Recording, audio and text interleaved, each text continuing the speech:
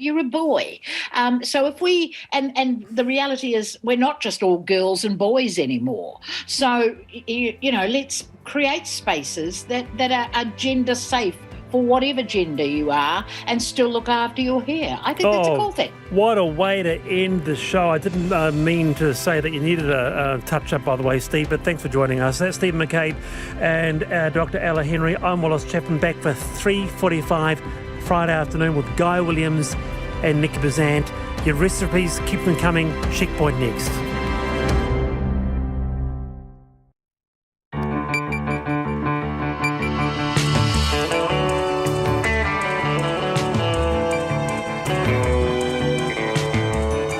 Whakarongo mai koe ki te reo irirangi o Aotearoa. This is Checkpoint on RNZ National. I'm Lisa Owen. E haere aki nei, from summer festival to potential super spreader. The 3-day Soundsplash gig is declared a location of interest. 5 COVID cases are linked to the Hamilton event. One's confirmed to be Omicron.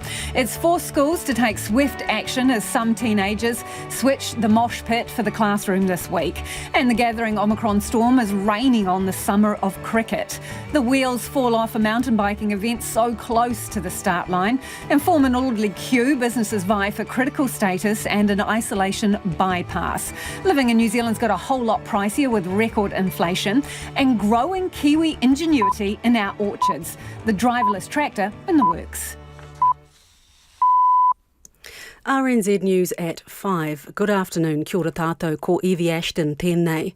The Prime Minister can't give assurances New Zealand's hospitals and ICU capacity will cope when Omicron cases here surge. New modelling from an overseas health research organisation shows New Zealand could be facing 50,000 daily Omicron infections by Waitangi weekend.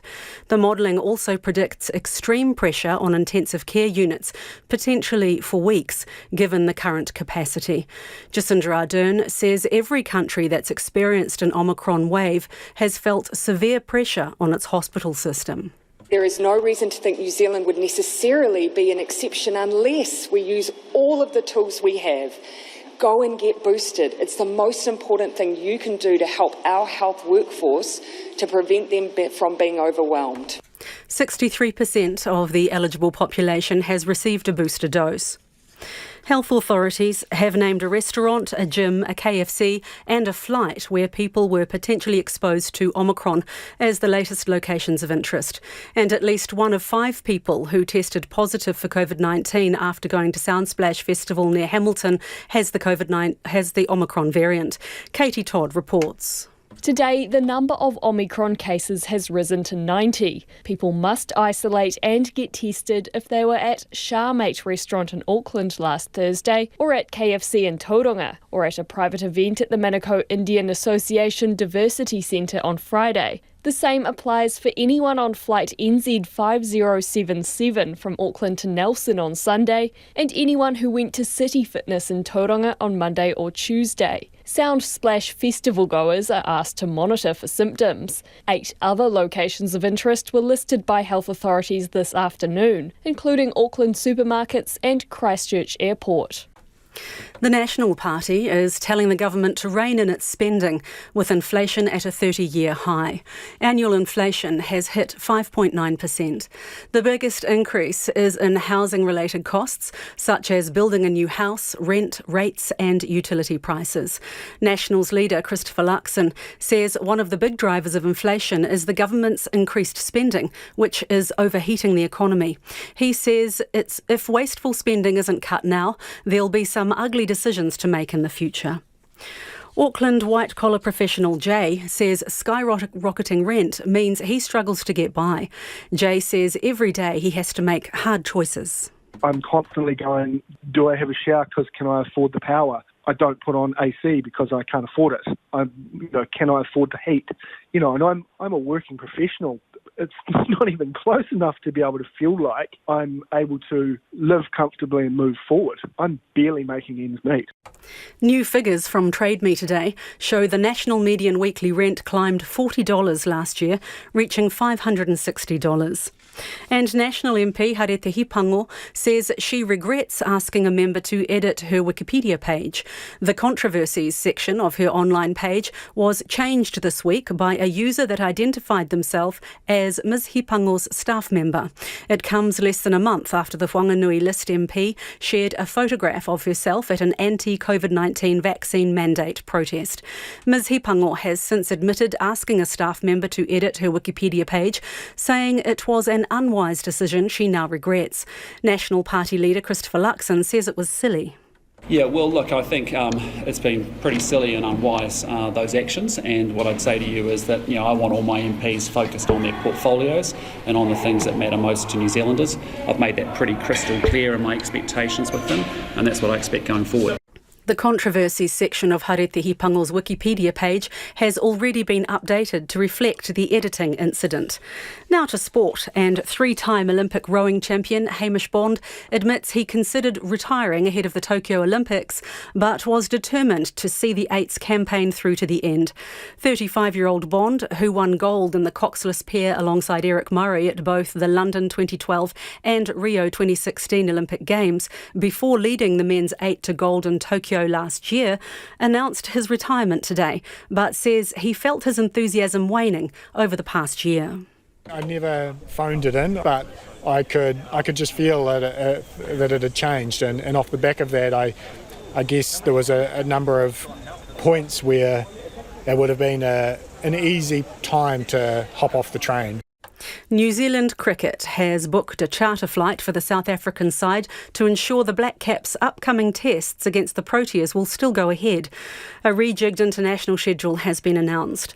Wellington has lost a test against South Africa and 2 T20s against Australia, with New Zealand Cricket relocating matches to mitigate the risk of an Omicron outbreak. Chief Executive David White says the Black Caps' 2 tests against South Africa will now be played in Christchurch, and their 3-match T20 series against Australia in Napier. We wanted to minimise the amount of domestic travel. That's a big risk area. So like what's happened around the world over the last 18 months, games are being congregated into a single venue in a lot of cases, and gives us the best chance of playing the games. The White Ferns are also affected, with their games against India, a one-off T20 and 5 one-dayers, all now to be played in Queenstown. That's the news. Reassurances we're ready for Omicron. I'm confident our health workforce, who have been under pressure, who will continue to be under pressure, will continue to perform and do the best for those who turn up. Others think that's utter garbage. If he thinks he's got 500 ICU beds, he is absolutely dreaming. Ask anyone in the sector if they really think they've got surge capacity. And Porirua, sort your bins out. They won't have a recycling bin after that. We've got litter enforcement regulations. We cannot accept this anymore. It's not good enough. Filtering the trash. Morning Report weekdays from 6 on RNZ National.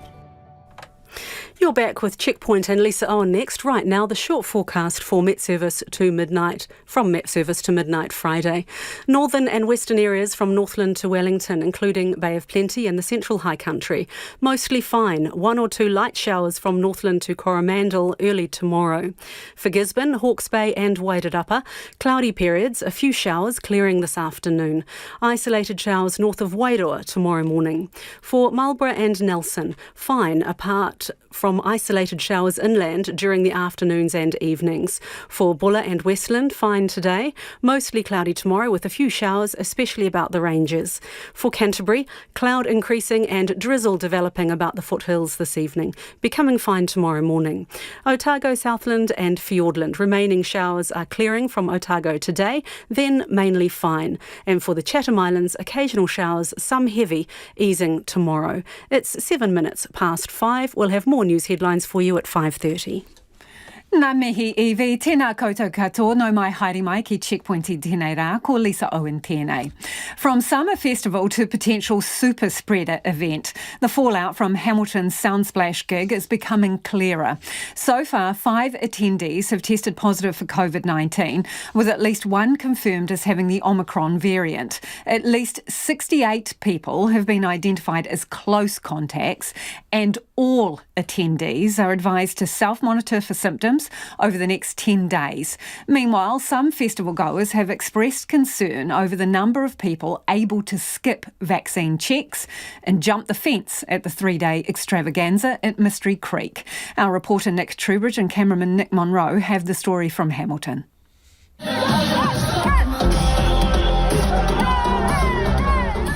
The Kiwi Summer Festival, music, moshes, merriment, a rite of passage for the Kiwi teen. And Soundsplash got in just before it was too late, the last summer gala to fling open its gates at orange before a move to red slammed others shut. But now it's the first of those big summer soirees to become a potential super spreader event. Soundsplash organisers decided to move their event here to Mystery Creek, just outside of Hamilton. It would have usually been held in Raglan. The change because of uncertainty around COVID-19 protocols. Organisers said it was about keeping people safe, but Omicron still found its way in. It was massive. There were like, I think 8,000 people were there. So yeah, it was pretty packed. And among the hordes, a few unwelcome guests. These Hamilton gig goers reckon it would have been pretty easy to sneak into Soundsplash, vaccine pass or not. Yeah, so they did check our vaccine passes at the very start. But yeah, there were thousands people climbing the fences and no, it wasn't very monitored that way. So yeah, there were definitely some unvaccinated people there. Safe to say they're now a little nervous. I think some of us are kind of nervous that they probably do have COVID. But I feel like everyone's kind of now we just have to get on with it and it's going to happen eventually. So yeah.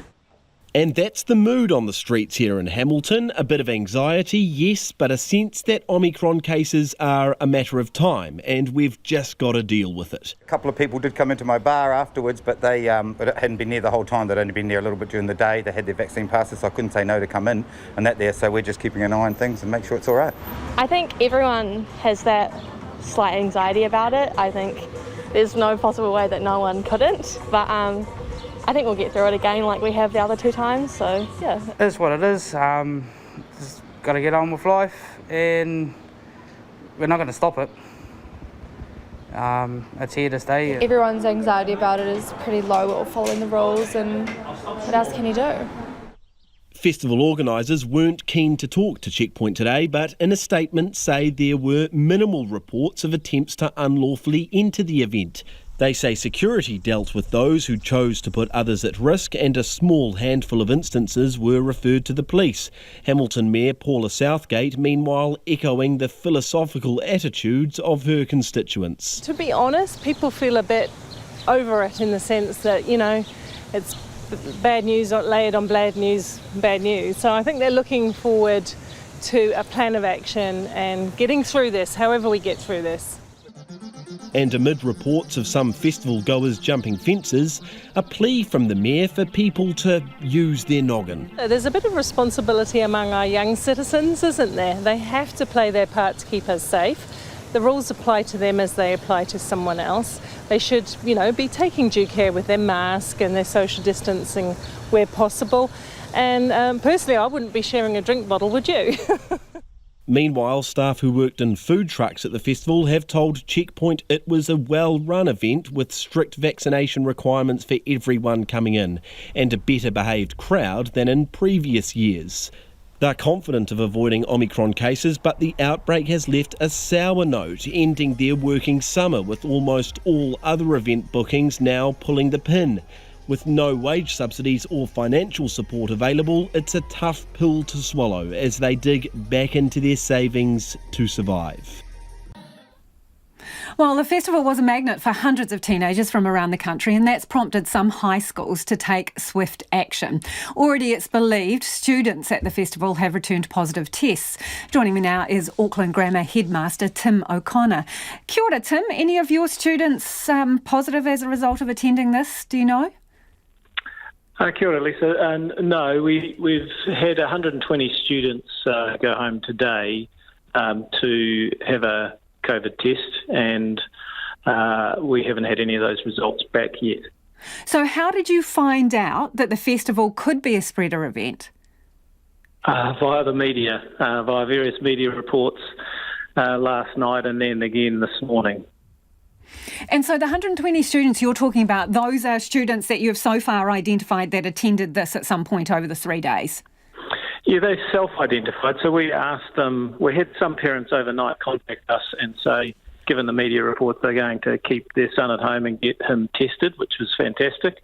And about another 100 self-identified this morning after I spoke to them and suggested that we want or recommended that they leave the campus immediately, go home, get a COVID test and return after they had produced a negative COVID test and await the Ministry of Health actually naming it as a place of interest. Okay, so you moved and developed your own protocol before the Ministry identified Soundsplash publicly as a location of interest. Well, talk to me about that, the timing and the decisions you had to make.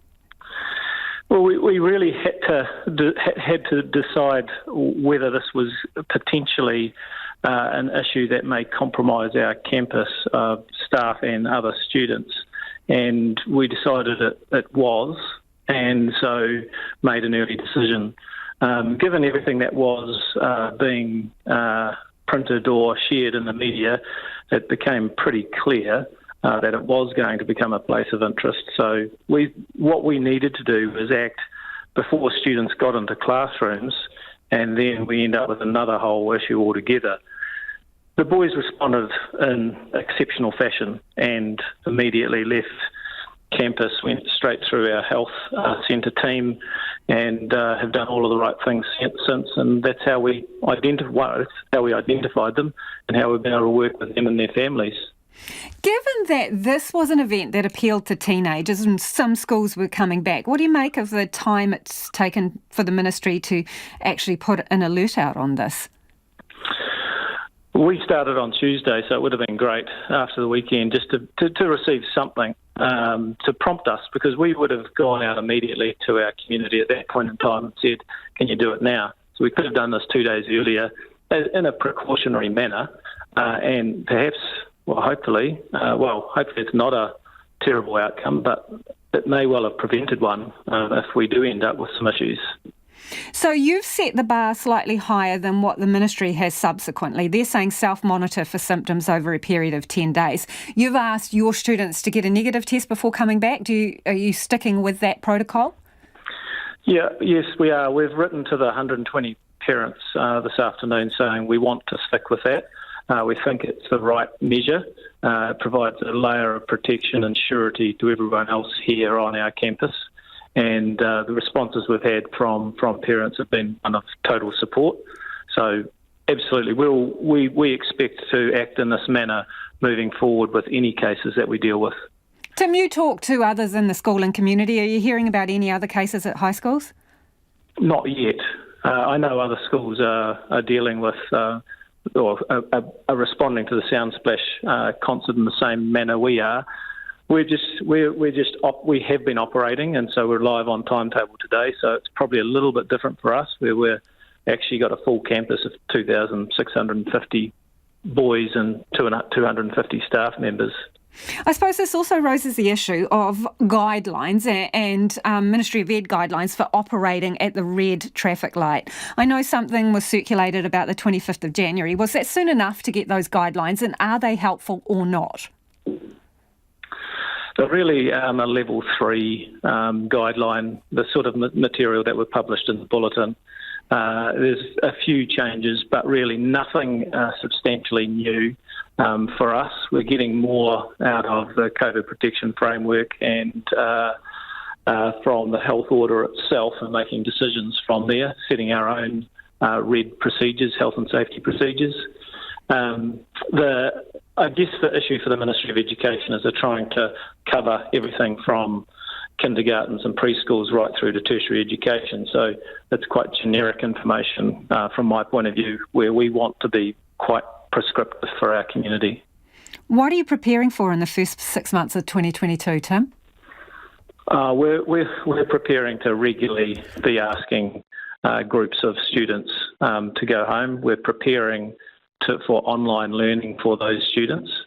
We're preparing for a loss of staff members, teachers, and how we can actually cope. Does that mean, for example, that we have to roster a cohort home on a certain day if things become serious? And does that cohort work online for that day of the week or more days than one of a week? And so that we can actually cope with teaching classes in person as well. We'd expect to carry on in terms of the campus being open unless it was a significant outbreak. And so we want to be able to be in a position where sport can continue, teaching can continue, aspects of the performing arts can continue as normal as is possible, with people being quite flexible in terms of responding to our requests. But in a word, Tim, you're expecting it to be complicated, it sounds like. Complex and unknown, I suspect. Really appreciate your time this evening, Tim. That's Tim O'Connor, who's the headmaster at Auckland Grammar. It is 19 minutes past 5 and you're with Checkpoints on RNZ National. Kia ora rawatu mo te whakarongo mai e haere nei coming up, deciding which critical businesses should be able to bypass isolation with negative rapid COVID tests. It's official. Life's becoming more expensive with inflation hitting an almost 3-decade high. The annual inflation rate has rocketed to nearly 6%. It's being fuelled by the soaring price of petrol, house and construction costs. Hamish Bond spoke to people feeling the pinch. The new figures showing the spiking cost of living comes as no shock to Auckland resident Jay. He spent 7 months viewing rooms in atrocious conditions, trying desperately to find a place he could afford to rent. In that 7 months, I was looking to be living in my car. That was a very serious option. That is still very much an option, even though I'm renting now, because every day, every week, I'm wondering whether I'm going to be able to stay here. Constantly, I'm stressed and worried about whether the landlord's going to, throw me under the bus, whether they're going to put the rent up, whether I can afford it or not. The Stats NZ quarterly inflation figures show some of the strongest pressure is in housing costs. Meanwhile, Trade Me said today, the national median weekly rent climbed $40 last year, reaching $560. Jay says he is a professional white-collar worker in his late 40s, yet every day he has to make hard choices just to get by. I'm constantly going, do I have a shower because can I afford the power? I don't put on AC because I can't afford it. Can I afford the heat? And I'm a working professional.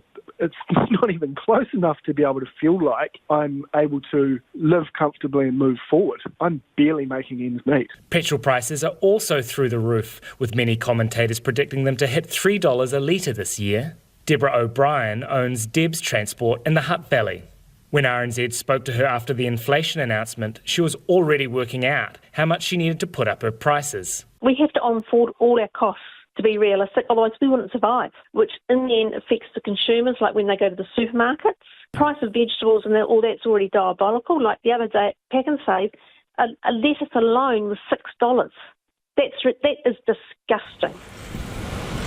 I checked out my local supermarket to see where prices were at. So I'm down here in Newtown in the southern suburbs of Wellington. Just been to the local supermarket to check out what you can get. An Edam 1 kilo block is going to send you back $12, but that's on special. Usually goes for about $15.50. And for tasty cheese, $18. Milk's also pretty steep. This is nearly $5 for 2 litres of Anchor Blue. Sauce tomatoes that are pretty eye-watering, $7.49 a kilo for basic tomatoes. I just went and checked out the closest petrol station to find out how much it's going to cost me to fill up and haul all this stuff home. So for 91 unleaded, that's going to cost me $2.73 a litre. Another major driver of inflation is increasing construction costs. Experts predict COVID supply chain disruption and increased demand and wages mean the high prices will likely linger. Dunedin woman Sian Hannigan wants to renovate the two-bedroom home she shares with her partner and 2 children. She lost 2 builders due to delays, and despite many tries, she now can't even get a builder to give her a quote, as they can't predict how much higher prices will climb. The ballpark figures that were thrown around 3 years ago are almost half of what are being the figures that are being thrown around now. So the longer it goes, I feel like the less achievable it will be. At what point do we give up? She's now stuck in limbo, with banks unwilling to lend without knowing how much the project will cost. The Reserve Bank has to try to keep inflation between 0 and 2%. With it now nearly 3 times that, expect the bank to keep hiking the cost of borrowing for some time yet. Homai o whakaaro, we would love your feedback on that. Nō reira anei na kaupapa mo te hōtaka nei. Are you feeling the burn from rising inflation? Where are the pinch points for you and how are you managing it? Pātui mai, text us on 2101, tweet us at Checkpoint RNZ, or our email address is checkpoints@rnz.co.nz. We'd love to hear from you. The Prime Minister can't give assurances New Zealand's hospitals and ICUs will hold up to the Omicron outbreak. New modelling predicts daily infections could climb sharply in the coming weeks and sounds a warning about ICU capacity over the next few months. There are also calls for the booster gap to be shortened immediately to give New Zealanders the best defence when Omicron hits. Here's our political editor, Jane Patterson.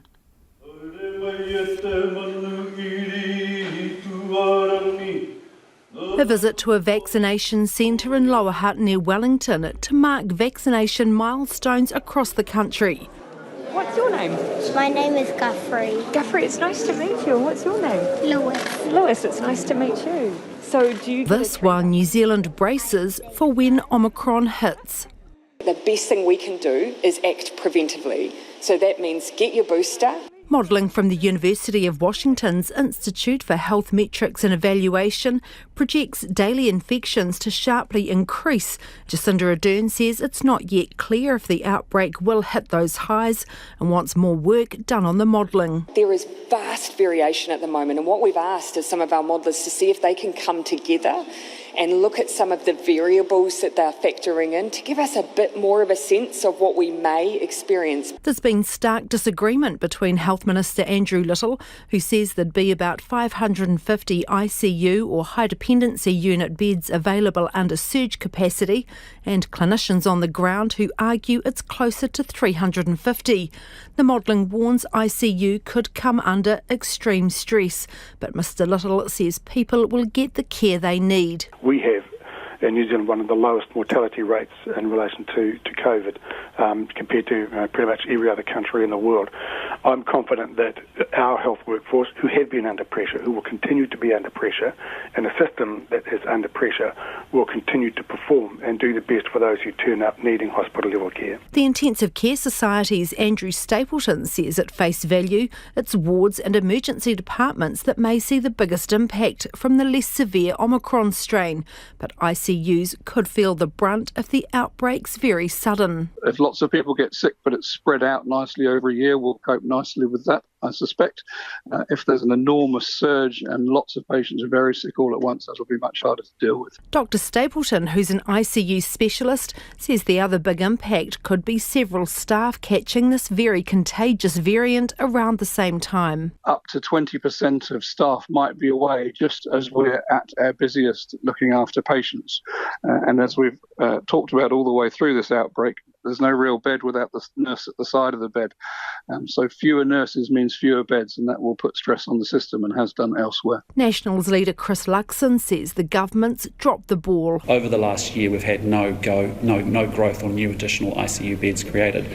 Let's hope we don't need them, but the reality is we should be prepared. And it's again about making sure that we're not just talking about things, that we're actually not just using spin, we actually are making sure that it's actually there. The Prime Minister unable to give any assurances about whether ICU will be able to cope. Looking globally, you can see that every single country who has had Omicron waves, has seen severe pressure on their hospital systems. So that is an experience that's being felt globally. So where there is no reason to think New Zealand would necessarily be an exception unless we use all of the tools we have. The clear message from the government is the best defence against Omicron is to get boosted. What's not clear is whether it will move quickly to shorten the time many New Zealanders are having to wait to get that third dose. One consideration flagged by the Director-General of Health earlier this week is whether there'd be the required supply and capacity within the system to cope with the extra demand. It is 27 minutes past 5. Kia amo tonu mai. You're listening to Checkpoint on RNZ National. The wheels have fallen off a 100k cycle race planned for this weekend due to red light restrictions. It was all go for the two-day Whaka 100 event in Rotorua this Saturday until organisers say permission to use trails in the Whakarewarewa forest were pulled because of COVID concerns. Almost 2,000 people were entered in what would have been the event's 15th year. Joining me now is Paul Gunn from Enduro Events, which runs the race. Paul, pretty deflating, isn't it? Oh, hi, Lisa. Yeah, it is. It's disappointing. And, first and foremost, the whole Enduro team would just really like to reach out to all the people who've travelled to Rotorua and thank them for doing that and, just express our disappointment to them and also our heartfelt thanks for all the messages that we've received throughout the afternoon since the news has come out. We really appreciate the support. And, Are a bunch of people already on site, Paul, ready to go? Yeah, absolutely. So registrations opened at 3 p.m. This afternoon, and we didn't receive written confirmation of the event being cancelled until 2:27 p.m. this afternoon. So the event literally got cancelled 33 minutes before the registration for the event began. What happened? Because 24 hours ago it was full steam ahead, right? So what's changed? Yeah, look, it's very hard for us to say exactly what has changed. In a nutshell, like all over the country, there are people in Rotorua who have very valid health concerns about COVID-19. And, there are groups involved with the management group, the mana whenua, who own the forest, which, we love the forest and really respect the fact that the local iwi and the people at Rotorua, make it available for riding. It's an amazing resource. They had some concerns. Those were voiced through to the forestry management group. And then those concerns were raised with us for the first time, and we had a meeting with them at 4:15 p.m. last night. So it's just over 25 hours now that this whole process is, basically rolled out. We had a meeting with them. We discussed it with them and said, look, this is what we've done. We've gone through MB, we've gone through WorkSafe. We had all the permits for the forest. We've been given final approval on Monday to go ahead through the same group. Through the council's, sort of forestry management recreation group. So it did turn very, very fast. And I think it's the challenge for us is unwrapping this process and figuring out what it means, not just for events locally, but also for event directors around New Zealand, that if these processes can change so quickly, where does us leave us moving forward as an organisation? Yeah, how well prepared were you for this in terms of the 100-person limit, right? So you're allowed 100 people in one defined space, but you can operate events where you contain people in pods, right? Various pods of 100. How were you going to do it? That's a great question. So as soon as we learned, of the switch from the lockdown levels into the traffic light system, we began the process because the event was initially meant to happen in Labour weekend in October last year. We moved it to this new date and, confirmed that we're going to do that. And then the traffic light system came up and we went through the whole risk assessment, etc. We've been through 102 various different iterations of plans to deliver at this level. And we settled on what we believe to be a super robust process where we essentially divide all the competitors into pods. We also, to be able to do this, were pods of 100 riders, and literally everybody had a defined check-in time. They then would turn up on the morning of the event. That's Saturday for the 50K, Sunday for the 100K and the 160K. And then they would literally stay with their group all the way through until they start the race. They would basically sign in at the same time. They would be moved into a holding area. They would then be moved into the start pen, and then they would be set off in literally groups of 5 riders times 20 for each 100 pod, and then there was 10-minute blocks between each pod. So I was going to be doing the 100k race on Sunday, and I was literally in pod 6 of 8. So the thing is, that sounds like a pretty robust management plan. What does this tell us then about the future of sports and recreation at red traffic light level? Is that the joy's gone out of sport now? That's a pretty broad thing. I think there's a lot of joy, and we can see from the messages we've got that pretty much all the people, and a good chunk of them have already travelled here. 94% of the competitors come from outside of Rotorua for this event, have travelled to town to register, do their final preparations, check the course. There's still a lot of joy out there. What a lot of the people are saying is, well, you know what, we'll get on our bikes, we'll enjoy this magnificent forest and just do it anyway. But in terms of event directors, it does raise genuine concerns. We were trying to solve problems. We were quite happy to work with people to go, how can we roll it out? How can we learn? And we'd had a really good engagement process up until this point. It's just, I think, challenging for us that having put in place all these steps and processes, we really didn't get the opportunity to run through it. There was no risk assessment process to look at our systems and processes. It was based, as we understand, on gut feel around that. And again, that's okay. We understand people are nervous. We understand they're stressed, but we would have loved to have the opportunity to work them through it. So what we'd like to see moving forward is some sort of risk assessment process put into place, for us here in Rotorua, but, whatever council or landowners around the country, where they actually really look to take, the nervousness, the stress out of it and look at these things in a really educated, impartial way. Every single one of our riders is double-vaxxed. They had multiple sign-ins. They had daily health questionnaires. All our team are masked up. The sanitation stations would even map when the riders would be on the field to make sure that there were never more than 100 people in the aid station at one time. They all handled their own bottles and all their equipment. Even when they crossed the finish line, they'd pick up their own medal and be moved through, so there were never more than 100. The system was, took a lot of thought and a lot of energy, and we believed it to be a good one. So I suppose we won't get to see how that rolls out this time, but we're hopeful that we can work with everybody involved and, make sure that our next event, the Volcanic Epic, which is coming up in March, can engage, in the right ways. We had gone through all those processes. We'd reached out to everybody we could reach out to, all these groups, and it's just a little bit, it's sad, I think, that it's... Well, all the best, Paul. All the best for the next one that's in the planning pipe. Really appreciate your time this evening. That's Paul Gunn from Enduro Events.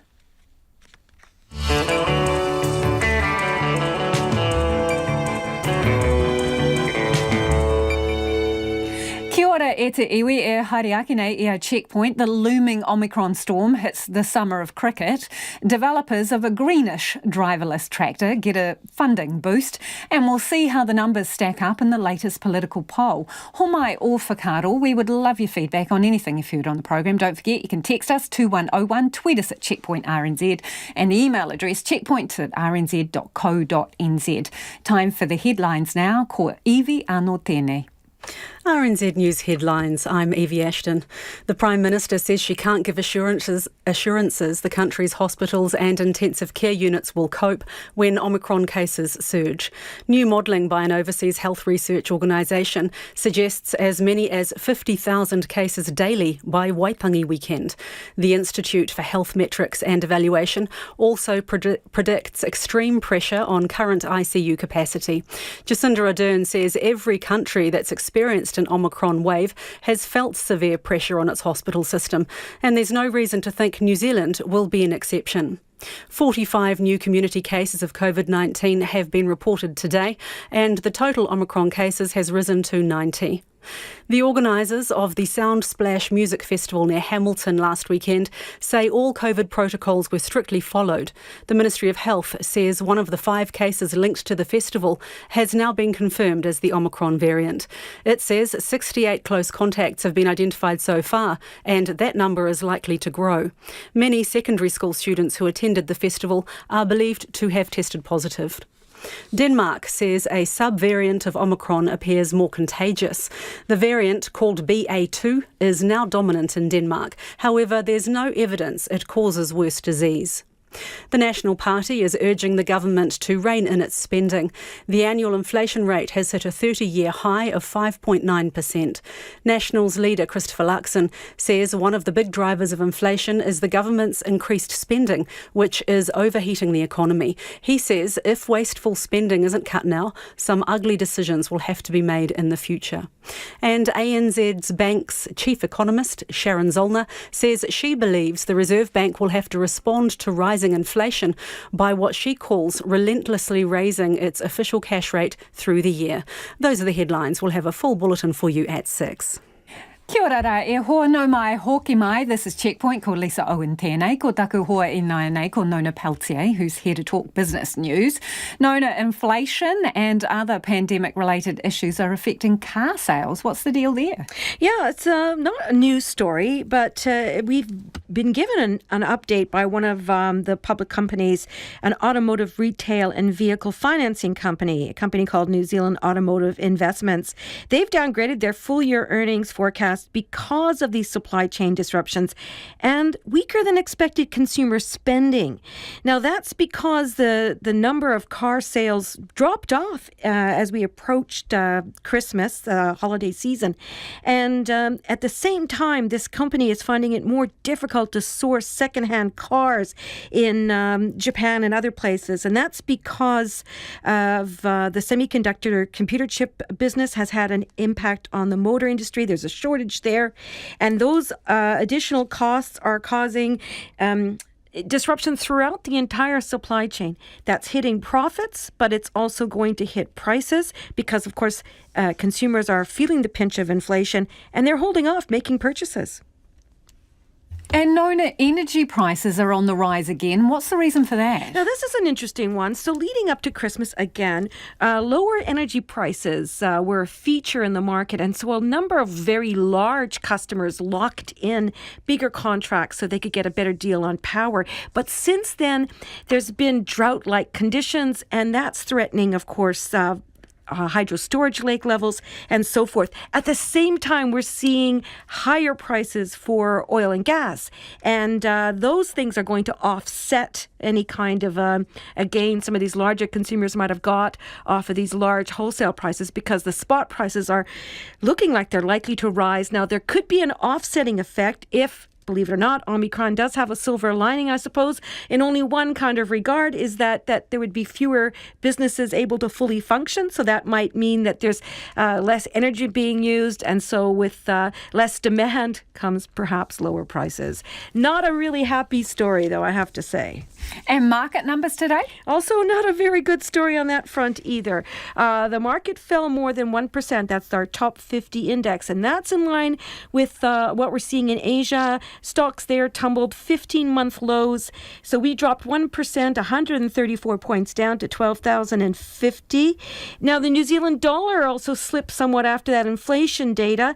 And so we're at 66.1 US cents. That's been a low for a while there. Certainly the trend is down on the dollar. 93.3 Australian, so that's fairly steady, as well as against the British pence at 49.2. Just to say that Brent crude, just picking up on that oil, it was at $90 a barrel. That's what it peaked out at today. Thanks, Nona. Nona Peltier with Business News there. Ka kite, Nona. Business advocacy groups had its order of rapid antigen tests effectively absorbed into government supplies. Now the EMA has been forced to source RAT tests from elsewhere. Meanwhile, it's waiting to hear what businesses will be deemed critical and able to bypass isolation requirements under the government's Test to Work scheme. That's where close contacts of COVID cases who provide essential services are able to stay on the job as long as they return a negative rapid antigen test. Well, joining me now is the CEO of the Employers and Manufacturers Association, Brett O'Reilly. Kia ora, Brett. Kana koe, Lisa. What happened to your RAT tests? How many did you have on order and when did you find out you weren't getting them? I have to tell you, this feels like a Potemkin village, this whole saga.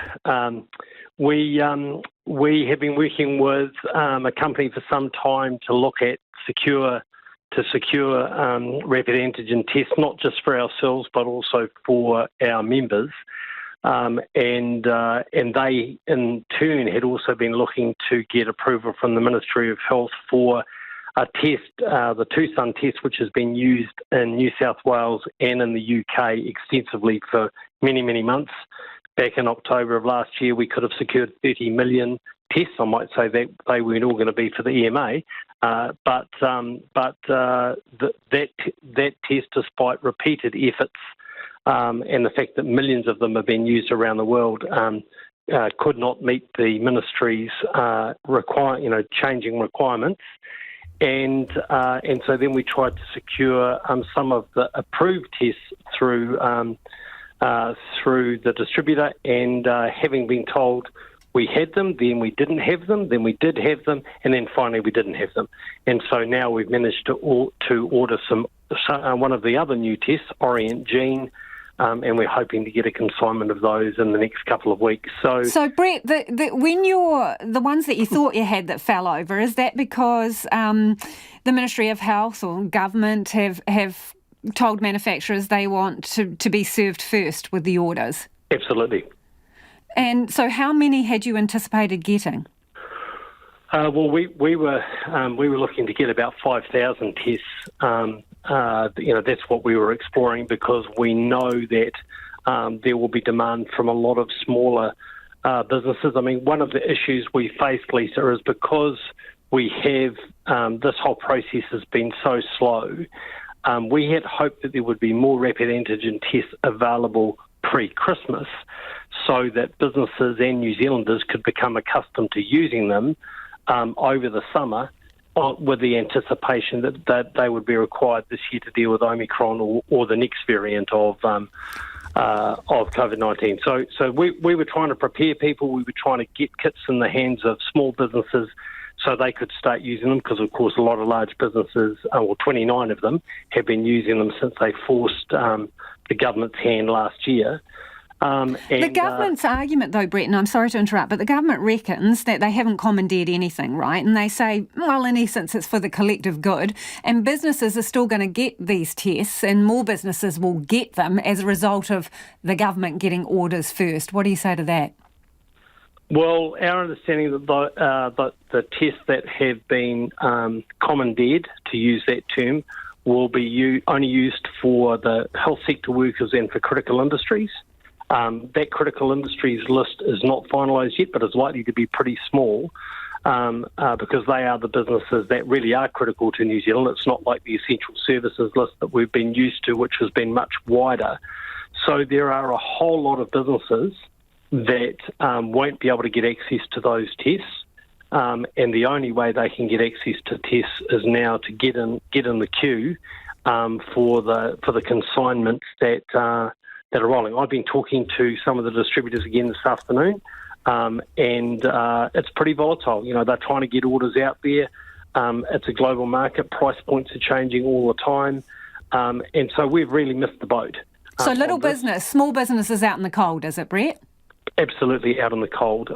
Minimum orders for these for many of the tests are at 1,000 tests.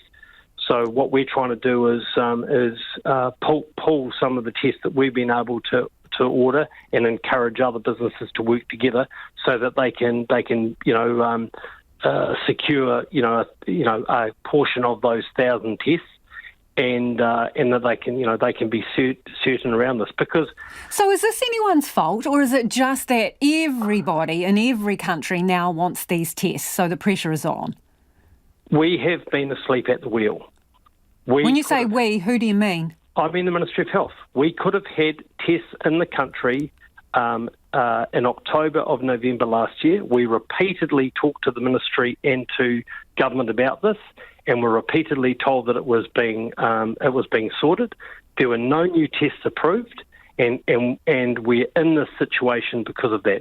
And now suddenly we have a list. I think at last look, it's nine tests approved. So 5 have been approved since this issue really came to the fore last week.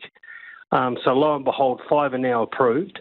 And we understand more to come. I think Minister Verrill's intervention has been significant in removing that bottleneck, but we should not have been in this position, and it does feel like deja vu when we look back at availability of PPE 2 years ago. If we can move on to the critical businesses list, right? So these are the businesses who are going to get access to rapid antigen tests under the Test to Work scheme. So if they're exposed, they'll be able to go to work as long as they return a negative test. Are you getting a say about what businesses are on that list? We are. That list hasn't been circulated yet, but we've certainly been involved in the discussions about the criteria, and we expect to see to have some input into that list in the next 24 hours. So we know that work is being done around that. It is pretty complicated, as you can probably imagine. But yeah, we have been involved. MB are managing that process, and they've been talking to us every day since the phase plan was announced. So the rough categories that were announced yesterday by the Minister were infrastructure, health and food. Does that cover it? And do you feel that your members are going to get a fair crack? I don't think it's so much, because of the situation we're in with rapid antigen test availability, the government's forced to keep that list tight. And they might have done that anyway because of really wanting to restrict this to critical industries. So look, we'll work with the criteria. The most important thing for our members is that now that they can get availability for rapid antigen tests. I should also point out that the other big sea change is the Ministry of Health have finally acknowledged that saliva tests have the same efficacy as nasal PCR tests, and we do know that there is availability of nasal tests and of saliva tests, and that will be another key component to what business to the ways that business deal with this next Omicron outbreak. Thanks for joining us this evening. That's Brett O'Reilly, who's the CEO of the Employers and Manufacturers Association. One of our most successful Olympians, Hamish Bond, is hanging up his oars. The rower became the first male New Zealander to win 3 successive Olympic gold medals. His most recent gold was in the men's 8 at Tokyo. The 35-year-old says he's known for a while it's the right time for him to retire. Felicity Reid reports. Here come the winners, and it will be gold for New Zealand for Eric Murray and Hamish Bond. Hamish Bond leads rowing as one of the most decorated athletes in his sport, with 8 World Championship titles and 3 Olympic medals. As a self-described scrawny kid who relied more on hard work than natural talent, success wasn't immediate. In fact, coming 7th at his first Olympics in 2008 taught him lessons that fuelled his future victories. We went into the Beijing Olympics as world champions in the 4, and we didn't get it right. And that was certainly an opportunity for Eric and I, when we came together as a crew, to, I wouldn't say right those wrongs, but learn from it. That was something that Eric and I really tried to build over the years, was an understanding of what it is fundamentally that we do well as a combination, both physically and technically, and that was a big part of our ability to replicate success year in, year out. Bond never lost a race in the coxless pairs alongside Eric Murray, an impressive 69-race winning streak. Murray hung up his oars in 2017, while Bond came back to join the men's 8 at Tokyo, where New Zealand won an unlikely gold. For years, Bond had a training workload that could have broken lesser athletes. Despite the intensity, he says it brought him joy. But it's funny, sometimes a win over Eric on the rowing machine, or I guess respect from your teammates, can mean as much as winning an Olympic gold medal. Some of those sessions where you throw down where you didn't have to, they almost bring as much satisfaction as the wins on the big stage. Now that Bond has decided to step away from high-performance sport, his longtime teammate Murray has some retirement advice. And I said, look, honestly, the thing you got to do is just forget about what you used to be able to do. Because I said your training now will become like maybe 2 or 3 times a week, not 2 or 3 times a day. And I said, and you'll be just running around with the kids too much to worry about it. Bond says he still hopes to support future Olympians, but for now he's looking forward to time at home with his 3 children. It is 9 minutes to 6. I'm Lisa Owen and you're with Checkpoint on RNZ National. Hei muriaki ina pita pita kōrero. After the news at 6, we'll crunch the numbers from the latest political poll. Development of the multi-million-dollar Taranaki Crossing in Te Papakura o Taranaki, Egmont National Park, has entered into a new phase this summer. Contractors have been on the ground improving drainage, repairing steps and levelling tracks, work that will eventually extend to 95% of the route. Our Taranaki Whanganui reporter Robin Martin braved the rain to join them at North Egmont. First mooted in 2014 and named one of the region's must-do experiences in the travel Bible, Lonely Planet, in 2017, the Taranaki Crossing concept has grown into a series of day walks traversing the Maunga from Dawson Falls through North Egmont and onto the Pouakai Ranges. Work to date has included upgrading Maungari track and laying 1.5 kilometres of boardwalk across the Ahukawakawa wetland and on Pouakai. Project manager Carl Whittleson says this summer's work is about getting the nuts and bolts right. So it's going through the tracks, it's fixing up drainage, fixing up the steps. It's where you've got, say, some watercourses, putting in boardwalks over them. Not necessarily a lot of bridges going in, but it's bringing the tracks up to a good standard for people to, I guess, enjoy them. It was hoped that the Taranaki trek would compete for visitors with the Tongariro Crossing in National Park. But Mr Whittleson says thinking on that has now changed. Also on the point of the Tongariro Alpine Crossing is recognising that I think post-COVID we're in a different situation. That was having up to 140,000 people a year going across the crossing. The strong feedback that we've had here in Taranaki is that kind of numbers here on the Maunga is not something that we're after. We're looking for a different kind of experience. So, yep, where people, you've got short walks, we'll have higher numbers. On the longer walks, we're not looking for the, trudge along in a trail of people. It's actually having something that's unique to Taranaki. People come and experience Taranaki as it is. Mr Whittleson says it's now envisaged that the 25-kilometre Taranaki Crossing experience will offer something for everyone, from short day walks to multi-day tramps with overnight stays at dock huts or at one of the accommodation providers on the mountain. Rob Ain is leading a team of workers from Whittaker Civil Engineering. He's enjoying the experience. This is our first time up the mountain, and it's good challenge, hard work, and but really enjoyable. It's awesome. It's good to be involved, and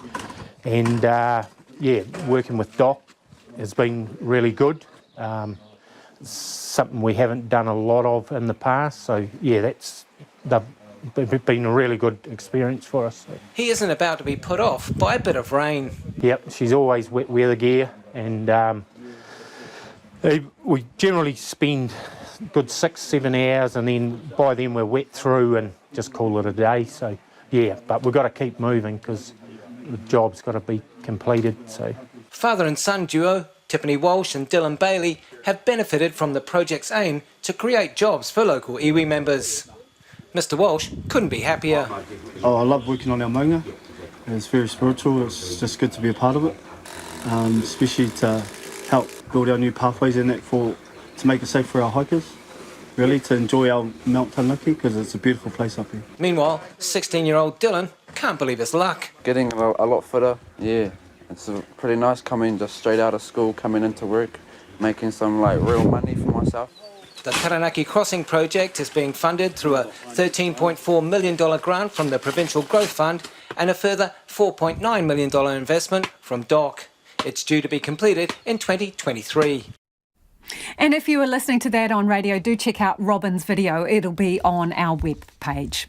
New Zealand Cricket is putting on a charter flight for South Africa to ensure the Black Caps' upcoming tests against the Proteas will still go ahead. It's also decided to move some games in the hope it will minimise any disruption to the remainder of the summer. Sports editor Stephen Hewson reports. A rejigged international schedule's been announced, with Wellington losing a test against South Africa and 2 T20s against Australia. New Zealand Cricket's relocated a host of international matches to mitigate the risk of an Omicron outbreak, compromising games. The Black Caps' 2 tests against South Africa will now be played in Christchurch, and their 3 T20 matches against Australia will be played in Napier. That means Wellington won't host a test this summer for the first time in over 25 years. New Zealand Cricket Chief Executive David White says the changes are all about minimising risk. The South African cricket team is coming on a charter flight from South Africa. So they'll be landing in Christchurch. They'll be having MIQ in Christchurch. And then the first test match is at Hagley. And we wanted to keep minimise the amount of domestic travel. Obviously, that's a big risk area, travel, moving teams to different hotels. So like what's happened around the world over the last 18 months, games are being congregated into a single venue in a lot of cases. So it's to minimise travel and gives us the best chance of playing the games. The White Ferns are also affected by the changes in the lead up to the World Cup, which will be played here in March.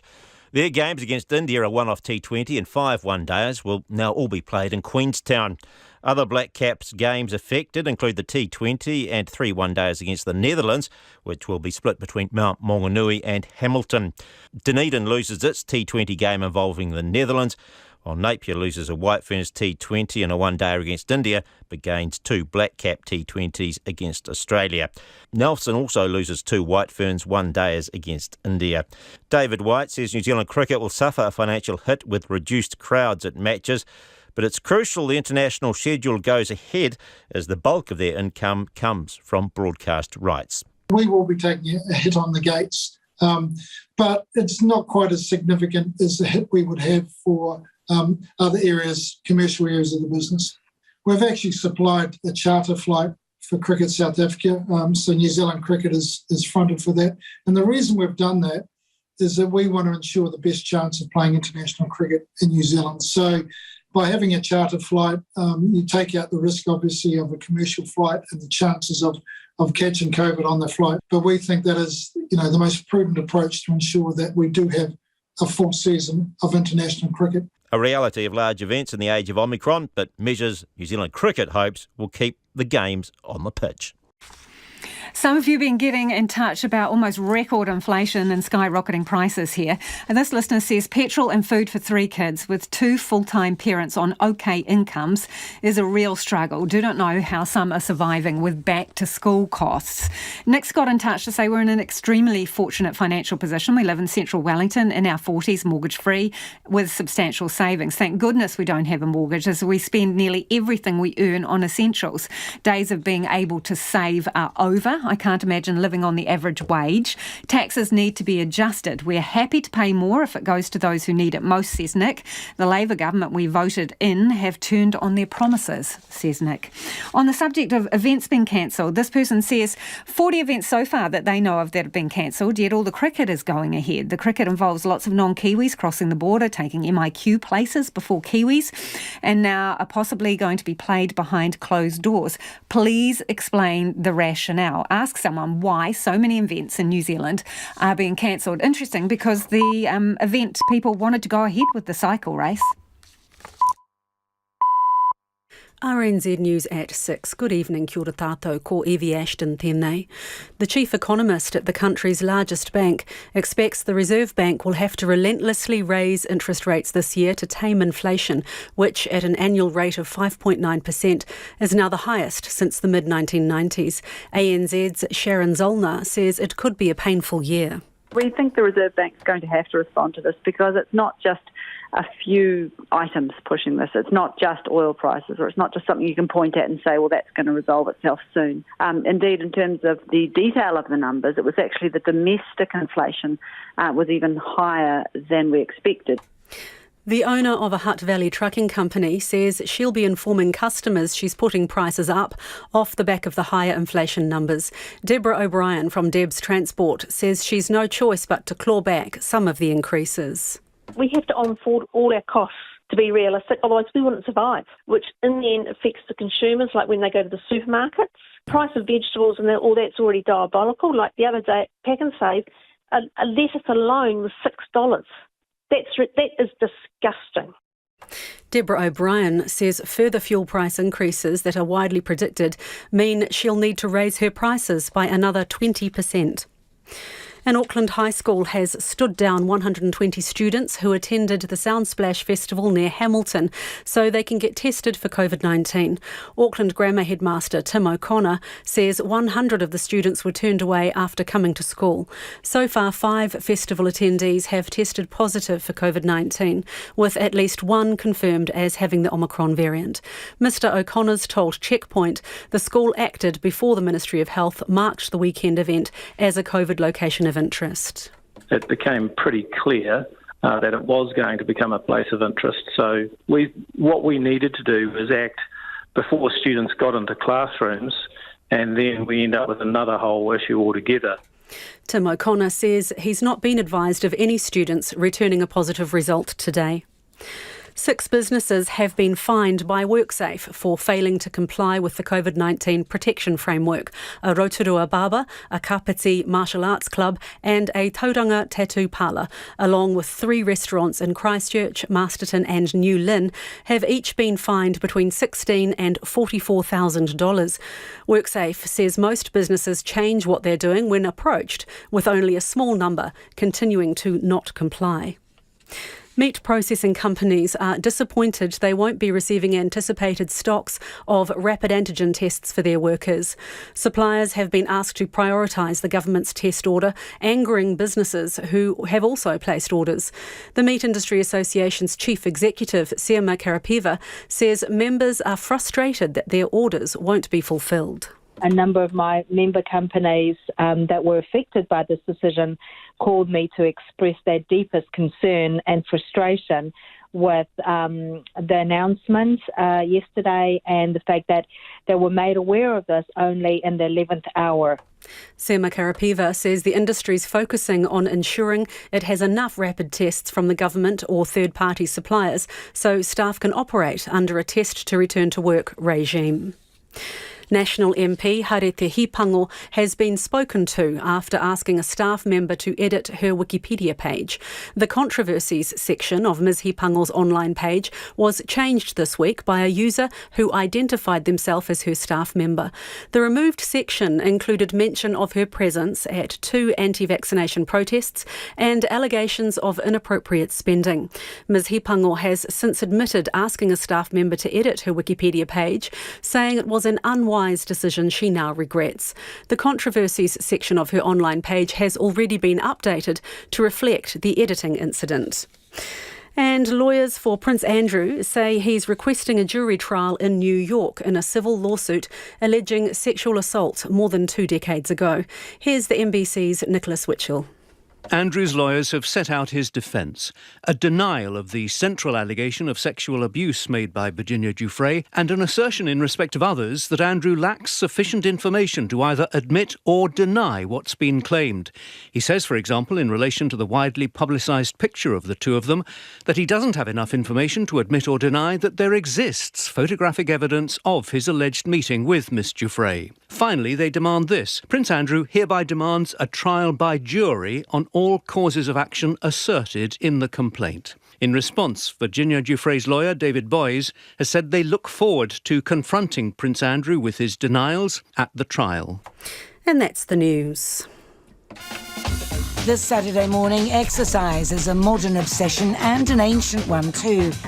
Bill Hayes examines what we did in the pre-Lycra era. Rebecca Johnson spent 5 years at one of the longest protests in history, the Greenham Common Anti-Nuclear Camp, where pacifism and feminism were inextricably linked. And R.I.P. Magawa, the hero rat who found over 100 explosive devices in Cambodia. Now that's rat testing. Call Kim Hillaho. Join me Saturday morning from 8 on RNZ National. And we're funded through New Zealand On Air. Now the short forecast from Met Service to midnight Friday. Northland to Wellington, including Bay of Plenty and the Central High Country, mostly fine. 1 or 2 light showers from Northland to Coromandel early tomorrow. For Gisborne, Hawke's Bay and Wairarapa, cloudy periods, isolated light showers, clearing in Wairarapa this evening and elsewhere around midday tomorrow. Marlborough and Nelson, fine, apart from isolated showers inland during the afternoons and evenings. For Bulla and Western Gippsland, fine today. Mostly cloudy tomorrow with a few showers, especially about the ranges. Canterbury, cloudy inland, spreading to the coast this evening with patchy drizzle about the foothills. Becoming fine tomorrow morning. Otago, Southland and Fiordland, you have fine weather. And Rekuhu, Chatham Islands, occasional showers, some heavy, easing tomorrow. It's 6 minutes past 6. We're back with news headlines at 6:30. Thanks, Evie. No mai hoki mai. This is Checkpoint. Ko Lisa Owen tēnei.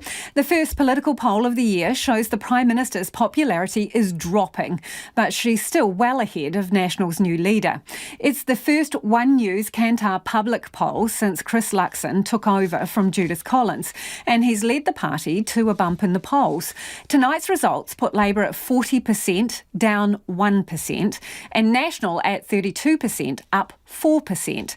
ACTA at 11%, down 3%, and the Green Party's on 9%, no change there. The last poll was taken in November, and this one ran from Saturday through to last night. As for preferred Prime Minister, Jacinda Ardern is on 35%, but that's down 4%, and Luxon is on 17%, up 13%. David Seymour is down 5% to 6%. Our political reporter Charlie Drever joins us now to help us crunch the numbers. Charlie, will National be happy with that, and is it all the Christopher Luxon factor? Kia ora, Lisa. Absolutely, National will be pretty stoked with this, finally getting back up into the 30s region there at 32%. And in particular as well, Luxon as preferred Prime Minister has had a significant jump with 13 percentage points up to 17%. Still significantly lower than Jacinda Ardern at 35%, but that's the lowest that her, that percentage has been in the preferred Prime Minister poll since that she's become Prime Minister. So that's pretty significant. I think it will be a relief to National that's, as we all know, has had a pretty turbulent time as of late. And I think a big part of this is that Christopher Luxon so far hasn't made any major stumbles that we've perhaps seen with the likes of Todd Muller and Judith Collins, who was pretty divisive among party members. So I think it's just a matter of he's been a pretty steady ship so far. So, Charlie, that's interesting. So do you think it's not a matter of Christopher Luxon doing a lot of things right, it's just that he hasn't done anything wrong? Well, I think he's been pretty confident in the role. He's been pretty assertive and, he's gone in and said, this is what our plan's going to be now, has put a line under the sand in terms of infighting. But I do think a big part of that is that, National has really wanted a safe pair of hands, given that the ups and downs that they've had in the last few years. So, how much of that is Christopher Luxon himself or a new leader, I think time will tell, basically. So, as you point out, Jacinda Ardern there trending down in the preferred Prime Minister stakes and potentially her lowest since taking on the job. The date of the poll was from Saturday, I believe, from memory, so that includes us shifting into the red traffic light zone. How much of this do we think is COVID fatigue? Well, I think everyone can safely say there's a bit of COVID fatigue among most people. This is the first poll that we've really seen since the Omicron outbreak, the first one, as you said before, of the year. So, it is a possibility that could have weighed in on how people are feeling about the government, how people are feeling about Jacinda Ardern, and the uncertainty, I guess, that we're all going to be feeling as those Omicron cases continue to tick up. So David Seymour in the ACT Party has been the beneficiary of some pretty big mistakes on the part of National. So we see that David Seymour's preferred Prime Minister numbers are down quite significantly. So is this game on when it comes to the competition on the right side of politics? I think the ACT Party would have been expecting this coming. We often see this with a rise with the National Party. That is going to mean that ACT's going to take a hit. We saw the same with Greens when Labour was lamenting in the polls. They took advantage of that. So I think it's kind of a given that this was going to happen if National was going to see a rise in the polls. What is interesting with that, though, is that it's still not enough for them to govern. This puts National at 41 seats, It puts ACT Party at 14, but Labour, with the help of the Green Party, could still comfortably form a government. So, you know, whether there's any rivalry, I think they'll still want to work together. Thanks, Charlie. That's political reporter Charlie Drever there. It is almost 12 minutes past 6 and you're with Checkpoint on RNZ National. The robots are coming for your apples. MPI is helping fund the development of a driverless tractor to work in orchards. The robot tractor will be able to spray, mulch and trim trees without stopping for smoko. Smart Machine Chief Executive Andrew Kersley is behind the project and he joins me now.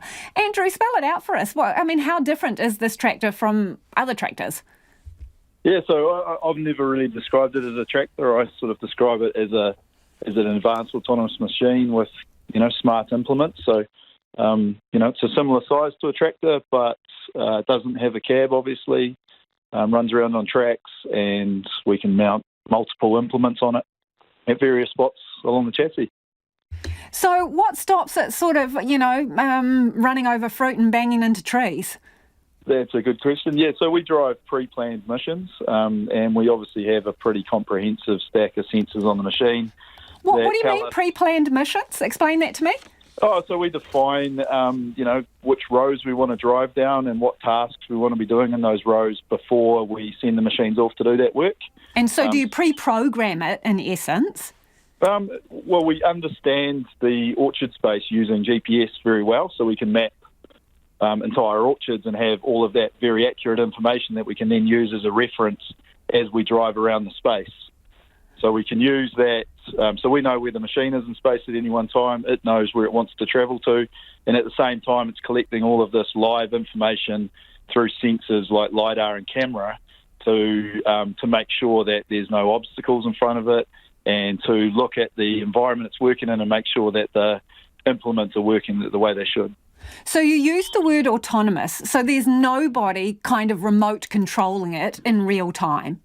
That's correct. So we do, at this stage have operators in the vicinity of machines working, but their main role is to make sure that the environment's safe and that the outputs from these machines, that the machines are doing a good job. So their focus is on the fruit and the canopy, and effectively able to monitor the results of the work that these machines are doing. So what type of orchards will it be most effective in? And do you have them out being trialled in places? Yeah, so up until now we've focused on vineyards. So we've spent the last 3 years developing these in grapes in Marlborough. And now we're sort of looking at, the new opportunities. And so the new 2D orchard canopies, apple canopies are a very good fit for the current technology stack we have. And as we learn more about these environments, and as the company progresses, we can obviously start to explore, future opportunities for these sorts of tech stack. What are the consequences for human workers? Fundamentally, this project was born out of, an industry-wide problem. So for years, horticulture's had real issues attracting labour to regions and getting the work done that we need to. So, from my perspective, this project's about improving the roles for people and allowing growers to use those resources differently and more effectively, the ones that they do have available. So, and potentially also attracting a different type of person into these environments to do this work. So, it's sort of the opposite of that, if you like. And to be clear, they don't have a picking or harvesting capacity? Not at this stage. It's a very hard task, and it's one that a lot of companies around the world are trying to tackle at the moment. And a very, very good opportunity if somebody does. For us, it was more about alleviating some of the immediate challenges in a time frame that we could make a difference in. So you're saying that this is a greener option. It's still got some diesel components, but how far are you from making this thing fully electric? So fundamentally in these environments, the workloads are heavy. It takes a lot of power to do what we need to do. Our goal from the start was to be fully electric. However, to do the combinations of tasks for the timeframes that we're doing them at the moment, the technology just doesn't make that feasible. That being said, everything we're doing is to allow ourselves to be fully electric at some point in the near future. We've built our first fully electric small undercarriage for different tasks. So we've built one for the orchard space to be the base for basically a mobile picking platform. So we're exploring the technology in that space. And everything we can do on our machine at the moment electrically, we are without, obviously compromising the work that we're doing. So MPI is kicking in more than $600,000. I think your company is putting close to $1 million into the development of this. I mean, how much does it take to develop something new like this, and how far from market are you? It takes a considerable amount of money. I mean, this particular R&D round is about improving the existing capability that we've developed. So, this is by no means starting from scratch. This is about adding additional functionality that makes this, so the canopy spraying piece that makes this sort of, I guess, a truly, a solution that covers the entire spectrum of sort of tractor tasks in these spaces. And so, yeah, I mean, it's a really tough ask to do what we're trying to do. We've had an amazing support from industry and from the government to get to where we have now. We've got a product which I'm fairly comfortable in the vineyard space is basically commercially ready. So now transitioning to the orchard space, I'd hope that we can sort of leverage the gains that we've made to date to have a product that's ready for the market to make a difference in the next sort of 12 to 24 months. Thanks for joining us, Andrew. That's Andrew Kersley, who is the Chief Executive of Smart Machine. The political drama in the UK continues, with Prime Minister Boris Johnson insisting he won't resign. The country is awaiting the findings of a key report into potential rule-breaking parties during lockdown. There was a stormy session at Prime Minister's Questions today in Westminster. The BBC's Laura Koonsberg has more. Busy, doing nothing much, waiting, wondering if the findings of a report into rule-breaking in Downing Street will make life impossible for Boris Johnson. Other ministers trying to concentrate on serious matters of the day. Can you survive this, Prime Minister? Anxiety, anticipation about what the next few hours would bring. The Prime Minister eager not to show any nerves to his backbench troops. Cheered at lunchtime, but with questions pressing, can that mood prevail? How much damage are the Prime Minister and his cabinet prepared to do to save his skin? Minister, let me just remind the House what's been going on in Downing Street. We've been prioritising the COVID backlogs, Mr. Speaker. And when the official verdict into what really went on is ready, will we see it all? Can the Prime Minister confirm that he will publish the full Sue Gray report as he receives it? Of course I will do exactly what I said. Remember, the official civil service inquiry isn't the only one that lurks. We now have the shameful spectacle of a Prime Minister of the United Kingdom being subject to a police investigation. Isn't this a Prime Minister and a government that have shown nothing but contempt for the decency, honesty and respect that define this country? And for all sorts of reasons, many people may want me out of the way, but I tell you the reason he wants me out of the way is because he knows that this government can be trusted to deliver. And in particular, I am getting on with the job. A public show of force. But it's the private world behind Number 10's show that's been exposed. It was a business meeting. Allegations of parties in the press office exploded with a cringe-worthy video of staffers joking about how they'd explain it away. Socially distanced. Can you stop? I'm going to make a statement. You don't. The tears of the former press spokesperson Allegra Stratton, the first casualty of this whole mess. Then admissions of various other gatherings in Whitehall when the country was locked down. Revelations of bring-your-own booze drinks in the Downing Street garden, organised by none other than Martin Reynolds, one of the most senior staff by Boris Johnson's side. A basement booze-up during the national mourning for Prince Philip. And then just this week, news of a birthday celebration for the Prime Minister in the Cabinet Room during lockdown. Britain's Prince Andrew is demanding a trial by jury amid allegations of sexual assault. Virginia Giuffre accuses the royal of forcing her to have sex more than 2 decades ago at the London home of Ghislaine Maxwell. She was 17 at the time, as the BBC's Nicholas Witchell reports. Across 11 pages, Andrew's lawyers have set out his defence. A denial of the central allegation of sexual abuse made by Virginia Giuffre, and an assertion in respect of others that Andrew lacks sufficient information to either admit or deny what's been claimed. He says, for example, in relation to the widely publicised picture of the two of them, that he doesn't have enough information to admit or deny that there exists photographic evidence of his alleged meeting with Miss Giuffre.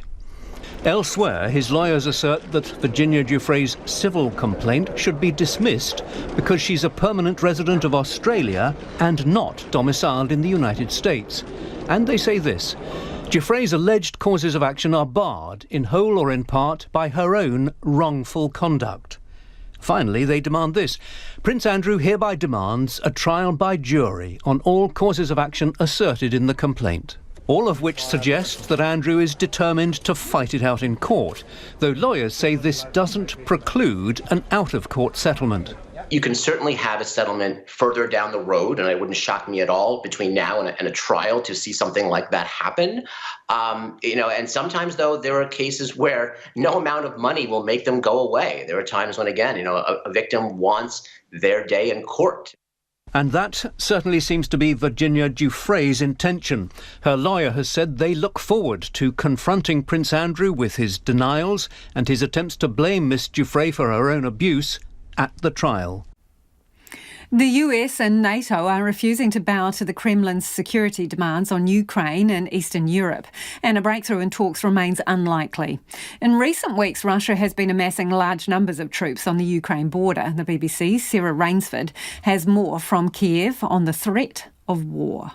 Matches, needle, etc., medicals, and bandage, medicine. Yuri is getting ready for a war he hopes he never sees.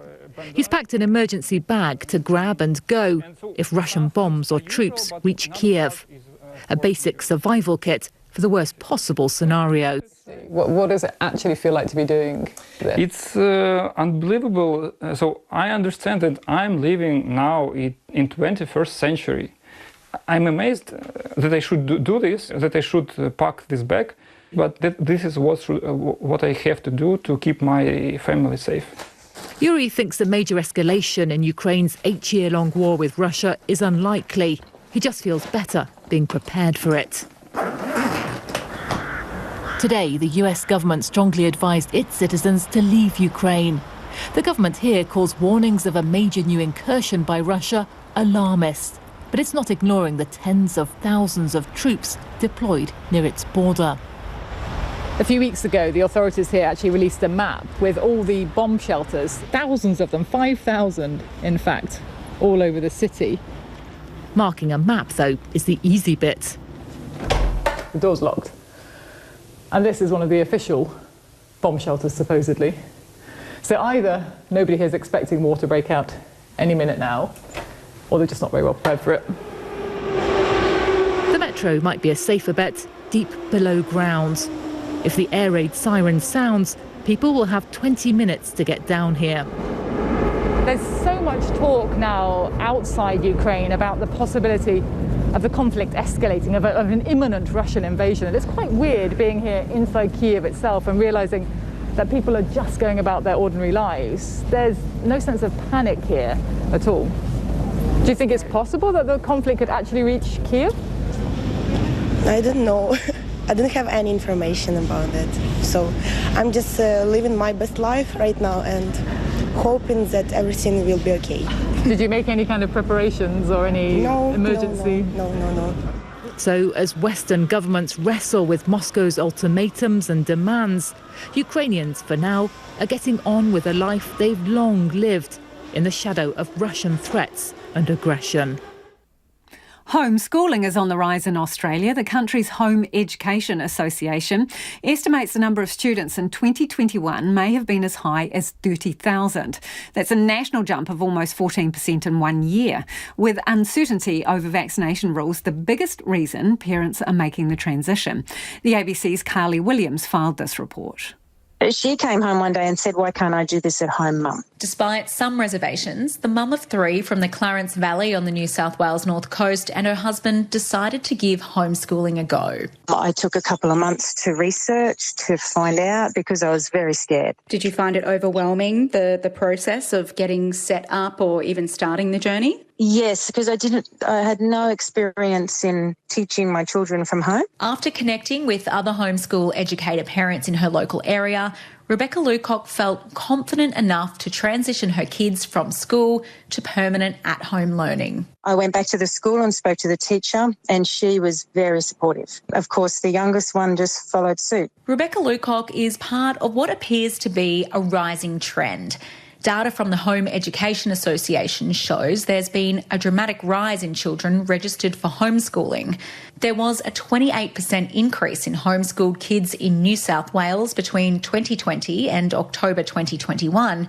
Karen Chegwidden is the president of the peak body for supporting students who homeschool. We've seen increases year on year, every year for the last 5 years, not just in New South Wales, but all around the country. I think the pandemic has really brought education into focus. Right now, there's one main reason parents are turning to homeschool. The group of people who don't want to send their kids back to school because they're not vaccinated yet, and the group of people who don't want to send their kids back to school because they don't want them to be vaccinated. But what about socialisation and other so-called soft skills that children learn at school? Critics have long said homeschooling isolates children and can preclude them from regular interaction with other kids. Nicholas Gamble is the Acting Director of Psychology and Counsel Programs at the Faculty of Education at Monash University. He was homeschooled himself and agrees there are challenges. Some do it to reduce the social interactions their children have. I think most people who home educate their kids probably have a far broader range of social interactions. And of course there's sports and extracurricular activities that both home ed kids and school-based kids engage in. So to a degree it's how much time and effort the parents can commit and how important they think the socialisation aspect is. There is one trend that is worrying some homeschool educators. Karen Chegwidden from the Home Education Association again. Look, we are seeing a lot of teachers coming into the homeschooling sector. They're mostly looking to create business opportunities and to replicate their ability to teach, but outside of the school system. We think that it's probably not going to end well. Well, to your feedback now. Last word on rapid antigen tests goes to Steve. This is in response to our interview with Brett O'Reilly from the Employers and Manufacturers Association. Steve reckons saving rapid antigen tests for critical care doctors, nurses and paramedics takes priority over private businesses, in his opinion. On Soundsplash, where there were COVID cases at the 3-day festival near Hamilton, this listener says it's a well-run festival which creates a safe place for those under 18 to enjoy themselves. Just like any event, it takes a couple of dicks to spoil it, they say.